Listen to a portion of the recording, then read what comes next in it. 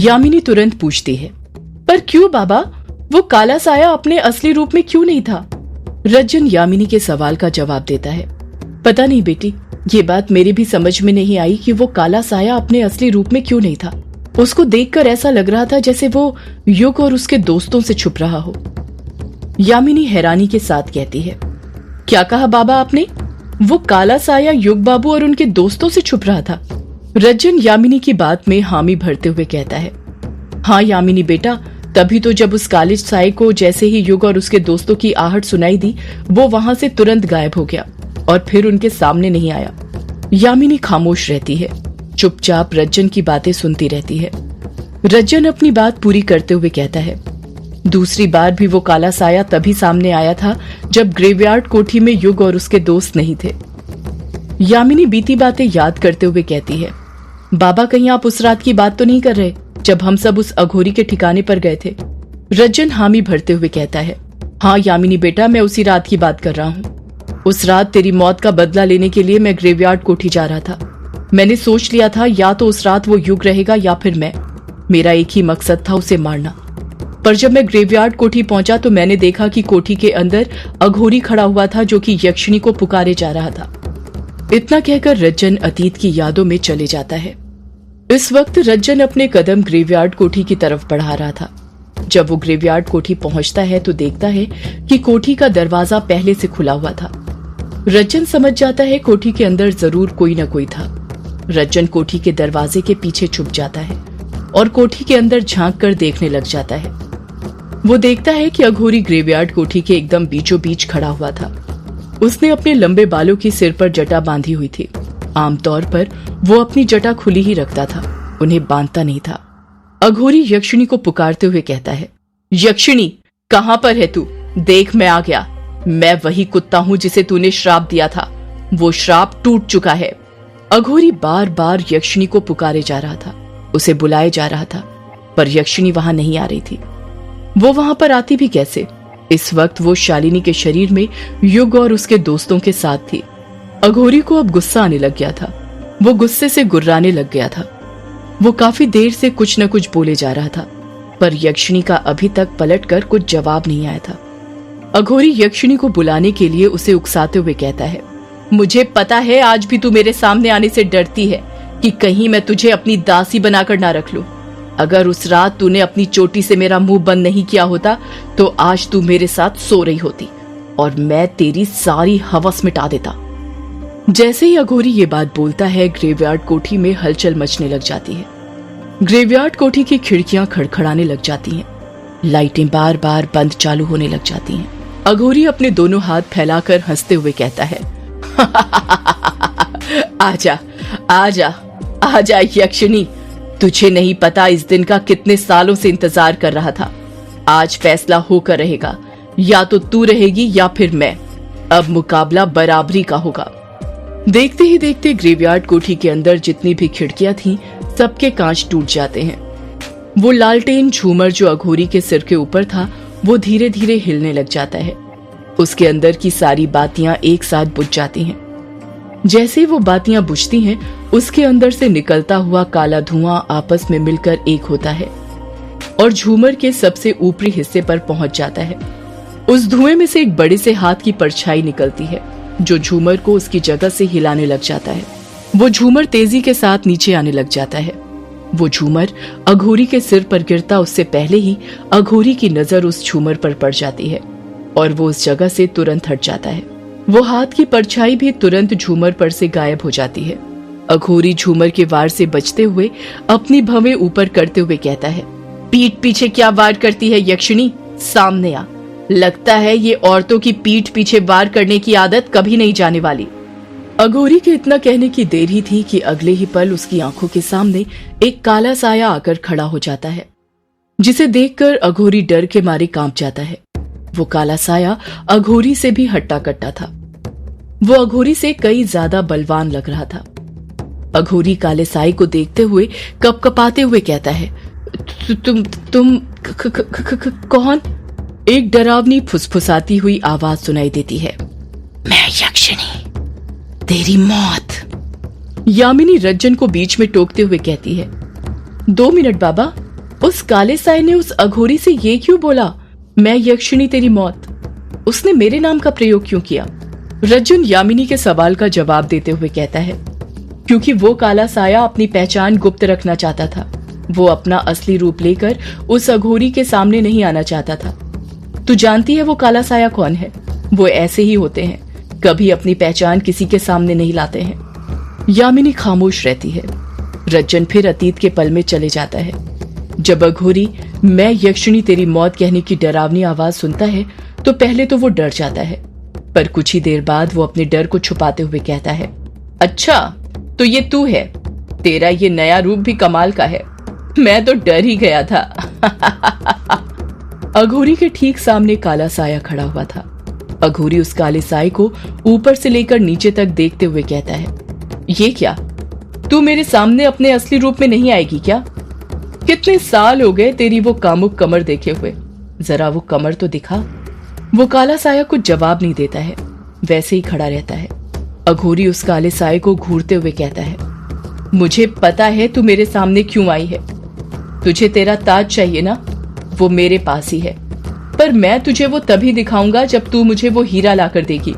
उस हीरे को ताज में लगाते ही दो शक्तियां निकलेंगी, एक तेरी और एक मेरी। तू अपनी शक्ति ले लेना, मैं अपनी, फिर हिसाब बराबर हो जाएगा। अघोरी काले साए के कुछ कहने का इंतजार करने लगा, पर उसने कुछ नहीं कहा। वो वैसे ही चुपचाप खड़ा रहा। अघोरी ने उस काले साए को यक्षिणी समझकर कई बातें करी, पर वो काला साया एकदम चुप खड़ा रहा।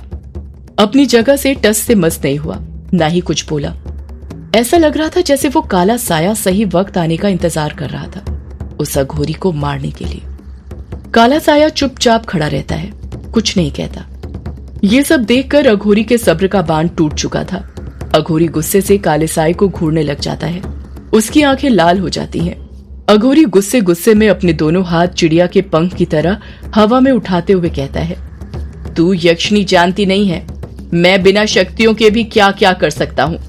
तू भूल रही है आखिर मैं एक नर कुत्ता हूँ। लगता है मुझे तुझे अपना असली रूप दिखाना ही पड़ेगा, तभी तू मुझे वो हीरा देगी, ऐसे तू नहीं मानने वाली। इतना कहकर अघोरी अपने दांत किटकिटाने लग जाता है। धीरे धीरे अघोरी के नाखून जंगली कुत्ते की तरह होने लग गए थे। अघोरी के शरीर पर बाल आने लग गए थे। अघोरी का रूप कुत्ते के रूप में बदल पाता उससे पहले ही वो काला साया अघोरी के पैरों में लिपटने लग जाता है। अघोरी घबराते हुए कहता है, ये तो क्या कर रही है यक्षिणी? मुझसे लिपट क्यों रही है? मेरे पैर छोड़। वो काला साया अघोरी से लिपटता रहता है। उसके पैर पूरी तरह से काले साए ने लपेट दिए थे। अघोरी के पैर काले होकर जम गए थे। वो अपने पैर हिला तक नहीं पा रहा था। अघोरी गुस्से से कहता है, ये तू क्या कर रही है मेरे साथ? छोड़, छोड़ मुझे, मैंने कहा छोड़। देखते ही देखते वो काला साया अघोरी की गर्दन तक लिपट जाता है। अब बस अघोरी का चेहरा बचा हुआ था जिस पर वो काला साया नहीं लिपटा था। अघोरी डरते हुए कहता है, ये क्या हो रहा है? ये कौन सी शक्ति है तेरे पास जिसे मैंने आज तक नहीं देखा? यक्षिणी तेरे पास ये शक्तियां कहां से आई? एक डायन के पास ये शक्ति कैसे आ गई? क्या किया है तूने? बता, ये क्या कर रही है तू मेरे साथ? देखते ही देखते वो काला साया उस अघोरी के मुंह पर भी लिपट जाता है। अघोरी अब कुछ बोल तक नहीं पा रहा था। वो काला साया पूरी तरह से अघोरी से लिपट गया था। कुछ पल के लिए वो काला साया ऐसे ही लिपटा रहता है और देखते ही देखते काले साए में से आग की लपटें निकलने लग जाती हैं। ऐसा लग रहा था जैसे अघोरी जल रहा हो, पर उस काले साए को कुछ नहीं हो रहा था। अघोरी दर्द से चीखने लग जाता है, आह आह। अघोरी की दर्द से कराहने की आवाज ग्रेवयार्ड कोठी के अंदर गूंजने लग गई थी। जैसे ही अघोरी की कराहने की आवाज बंद होती है, वो काला साया जो अघोरी के बदन से लिपटा हुआ था उससे अलग हो जाता है और अघोरी के सामने खड़ा हो जाता है। वो काला साया भारी डरावनी आवाज में हंसने लग जाता है। अघोरी मूर्ति बन चुका था, उसकी धड़कनें थम चुकी थी। वो काला साया ग्रेवयार्ड कोठी के अंदर चारों तरफ खिड़कियों के पास घूमने लग जाता है। जैसे ही वो काला साया दरवाजे के पास पहुंचता है, रज्जन तुरंत वहां से फरार हो जाता है।